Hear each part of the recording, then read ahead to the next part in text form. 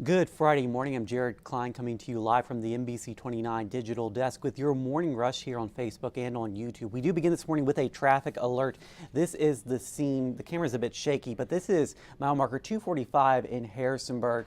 Mile marker 244 just south of where this camera is placed. There is a tractor trailer accident. VDOT is reporting that both northbound lanes are shut down. So what you're seeing right now is a look pointing south with the traffic still moving on the right hand side of the screen, and in the left, again, this is shaky, but it's giving you an idea of the scene in Harrisonburg. There are tractor trailers stopped. So if you are traveling I-81 this morning, if you know somebody headed up toward the Harrisonburg area, maybe give them a heads up that this is going on, that both northbound lanes are shut down and traffic is being diverted. This will definitely impact their morning commute. All right, let's take a look at the top stories you guys are clicking on over on NBC29.com right now. Coming in at number one, a Great Dane giving birth to 21 puppies in 27 hours. Wow, that's quite incredible, and that picture that's attached to the story is very adorable with all the puppies cuddled together. Coming in at number two, VDOT adding new roundabouts to a busy intersections, actually multiple busy intersections in Albemarle County. And then at number three, charges pending following a brush fire in Orange County. All right, let's get to that top story this morning that we are following. There's hope this morning that a town hall that was held last night is another step toward addressing an uptick in gun violence in the city of Charlottesville. Police, the schools, government, and community organizations are searching for answers together. Police Chief Michael Kochis wants to help in trying to foster a community approach. He hopes an officer he just hired as the new community-involved coordinator helps. With the forum, or while the forum was not a school-sponsored event, there was also a focus on early intervention, making sure kids in school get the help they need. We can, at this point, hold them accountable because they've said that this is where they're moving forward, and we can help make sure that happens. And while no one came up with a single solution to the violence, the forum was a chance to engage with one another, looking to find some common ground. All right, well, charges are pending against the person who started a brush fire just outside of the town of Orange. You can see the photos of the aftermath here on your screen. What started as a small controlled fire led to people being forced from their homes and trains being stopped. The fire started shortly before 2 p.m. on Wednesday and took more than 7 hours and multiple fire companies to put out. There currently is a no burn law in effect in Virginia from 4 o'clock in the afternoon through the end of April. What made this fire more unique was the fire load that we were dealing with and the fact that it was so close to a residential neighborhood. That was kind of what made it more of a dynamic scene than what we're normally used to. Let me just correct myself what I just said there.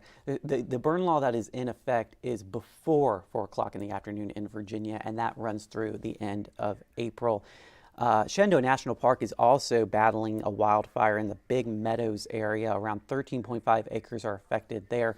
Rapitan Road and that area trails around that are currently closed. All right, well, VDOT wants to add some new roundabouts to busy intersections in Albemarle County to help keep drivers safe. The proposed plan includes adding one at the intersection of Old Lynchburg Road and 5th Street Extended. According to VDOT's crash report, there has been 19 car accidents at that intersection alone since 2018. The biggest issue with a signalized intersection is that you have one way's worth of traffic that is sitting at a complete stop or progressing at a very slow speed, and then the other direction of traffic is traveling at a highway speed. Albemarle County is contributing $5 million to the projects, and VDOT plans to add at least 2 more roundabouts in its proposal. To Montpelier we head on this Friday morning. That's where they just got $5.8 million, and that money will be used to build a memorial honoring the people who were enslaved there. Montpelier says this project is a giant leap when it comes to the steps Montpelier is taking to recognize its once invisible founders. It says the memorial will help give enslaved Americans who lived and worked at Montpelier the honor they deserved in life. Plans for the memorial are still in the works. Project to memorialize the enslaved Americans, the men, women, and children, over 300 of whom lived here for 140 years approximately, and who are buried right outside of this room, this very important room in American history. And Montpelier says it wants to get the community involved. French says this memorial is just the first of many projects Montpelier has in store to help expand its history. Well, all book lovers are invited to the Virginia Festival of the Book. That is happening now in Charlottesville. It brings writers and readers from different parts of Virginia together to promote and celebrate literature.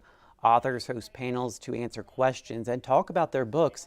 And this year will be immersive outdoor programs. I love the idea of making readers and making folks who don't necessarily think of themselves as readers into appreciating what reading is and what books are and how books connect us to new ideas and to new experiences.